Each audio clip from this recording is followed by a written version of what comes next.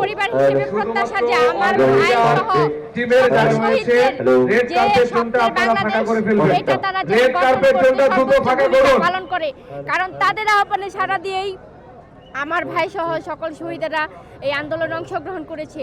আর যখন তারা রাজনৈতিক দল হিসেবে আত্মপ্রকাশ করতেছে, তখন তাদের দায়িত্বটা অনেক বেড়ে যাচ্ছে।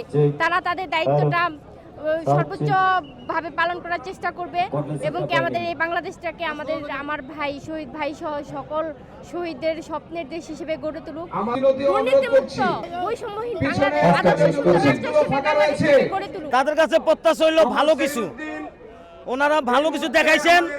আশা করি নতুন দল হিসাবে ওনারা ভালো কিছু দেখাবেন ইনশাল্লাহ, এই আশাবাদী। আমার ছেলে ঢাকা গ্রিন রোড ব্যবসা কমপ্লেক্সের সামনে ওর মাথা গুলিবিদ্ধ হয়। ছাত্র জনতা তারা নিয়ে গ্রিন লাইফ হাসপাতালে ভর্তি করে, আমরা সেখানে খবর পেয়ে যাই। সেখান থেকে ডাক্তার তাকে মৃত ঘোষণা করে। ঢাকা মেডিকেলে পোস্টমর্টমের পরে তারে আমি জানাজা দিয়া ঢাকা আজিমপুরে দাফন করি। আমার বড় ছেলে মারা গেছে, ও গত 19 জুলাই শুক্রবার দিন মোরবিলার সামনে গেছে।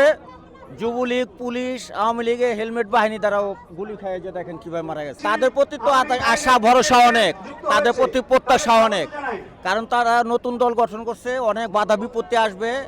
আমরা চাই যে ওই এগুলা ডিঙায় ওনারা অনেক হোক, ডেভেলপ হোক, আমরা ওনাদের সাথে আছি। জাতীয় নাগরিক কমিটি দল যে হয়েছে, এটা চাই আমরা আমলি ফেসিবাদ যেন আর না ঢুকতে পারে, আর জন্ম আর না হয়, আমরা এটা চাই।